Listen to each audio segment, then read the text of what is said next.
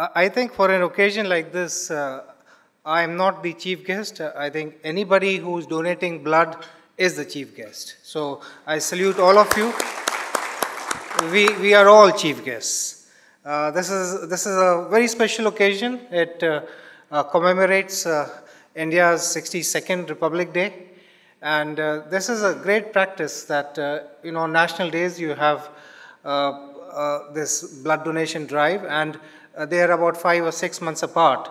So in a sense, if each one resolves that on 2 of the 3 national days, because October 2 is too close to August, so you can't give blood within a quarter, right? I mean, let me acknowledge Mohan Saab, Dr. Malik, Mr. Thomas, Mr. Varghese, James School, Friends of India, for this activity. What can you say if you are organizing a blood donation camp? There's nothing much more to be said.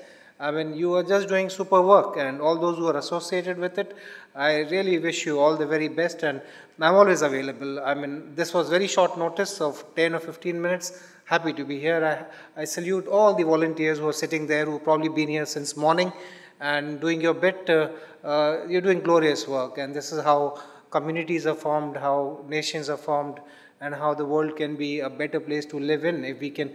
Kumar Saab is here. Kumar Saab is also appropriately dressed. Come. Mrs. Kumar. Event like a blood donation camp, I think if we are all part of it, we are in a sense blood relatives. I think today, in a sense, we are all blood relatives, and let us increase the size of this blood relative community, and all for a good cause. I'm happy to be here, and I wish all of you a very pleasant day, and it was destined that I gave blood on 15th August and I'd give it on 26th January. And thereafter I look to seeing you again on 15th August 2011 or 14th or 16th or whatever. Thank you. May I now request Dr. Sanjeev Malik. A very good morning to all of you firstly. And while I was thinking yesterday of what we need to speak on here, I just want to appeal one thing here, that most of us realize that blood donation is needed when there are major calamities like earthquakes or wars, or there are major surgeries required.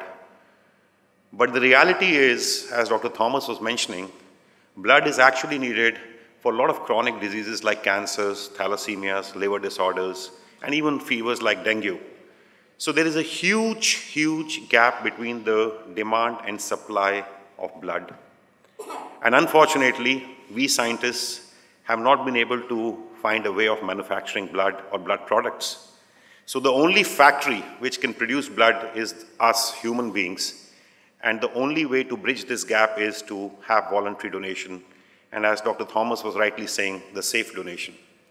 In fact, I came across a very interesting study which said that out of the 38% of eligible donors in USA, only 8% of that population goes for a voluntary donation, out of which 57% never go for a second donation.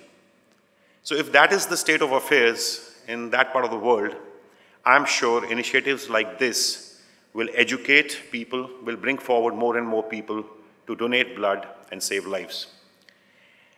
And why we all say that blood donation is the most important or the most pure form of donation, because in the Indian mythology, there is a terminology called Nishkam Karma, which is selfless service.